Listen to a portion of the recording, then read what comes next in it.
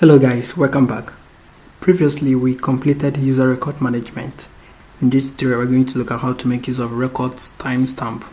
So without further ado, let's get started. We have to understand what records timestamp does. What they do is they help you, or they help whenever you are building something. They help you to complete some fields which you might not have enough time to do. Again, we have to know that PHPRAD is all about simplicity, is all about the speed. They want to augment or to speed up the time it takes to build a web application. So that little time it might take you to create time or to type in something like this. Let me show you something. Come over here. Look at, I typed, you remember when I did this, look at here, I didn't do that. I may like to add it. So instead of coming over here and typing it, assuming I have about 400 tables, and going to each of these tables, click on each them, come over here and type timestamp. And sometimes there might be two types of dates. I want to know the date it was created. I want to know the date it was updated. I want to know the date it was, all these things. Instead of typing each of these for a lot of tables, PHPRAD has provided a simple way of doing that, and that is records timestamps. Alright, so let's get started. Remember that this product table, it doesn't have any field called date, time, or anything about date. So I'm going to use it as an example. So this is the product. There's no field called date or something. So let's come over to records timestamp, select the product, because that is actually what I want to add it to. So once you've selected it, select the page or the table you want to make apply the time stamping. So once you select it, click on this enable record timestamp on the table. One thing you need to know is once these fields are created, even if you check it off, it's not going to delete those fields. Those fields are there already. So you have to make sure that you want this decision to be done.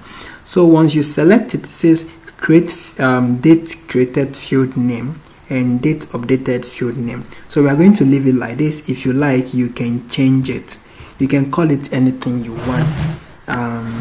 For example, I will call the date it was created, I will call it timestamp.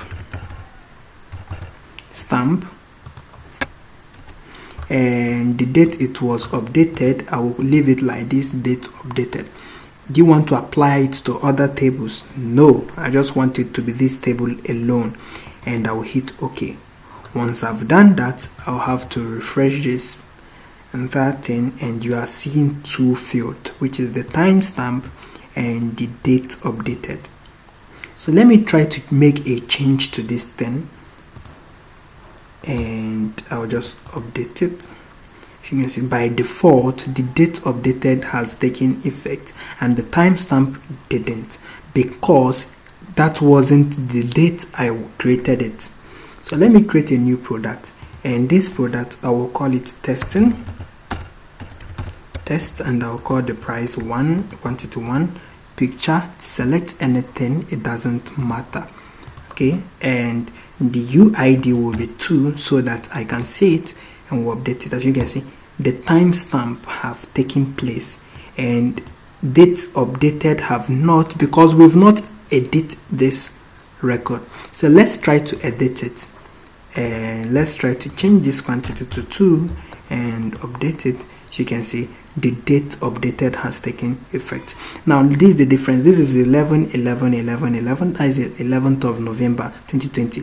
So this is the timing 10:36 and by 40 seconds. So this one is 10:37. So over here, if I change it again, it's going to take the newest date or the newest timestamp.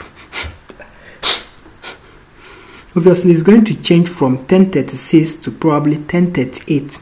So let's try to change it, and let's try to make the quantity 10, and we'll update it. So look at that, the time have changed to 10:38.02 seconds. So thank you guys, that's how timestamping work. If you like, you can just as you have set it up here, you can apply it to the entire record. You're going to take effect here and any other tables you have once you click here, but I don't want it. So for some reason or the other, you may like to just hide these two tables. Of course, it's possible. You know how to do that. I've explained it earlier on. Come over here, go to display typing, make sure you are on list, go to display type and make it to none. Do the same thing over here, make it to none, and you preview it. The two of them will just go away. But when you are building some function or you are making some code, you can still use those variables even though you are not seeing it here, but the records are there. All right, thank you so much for your time, and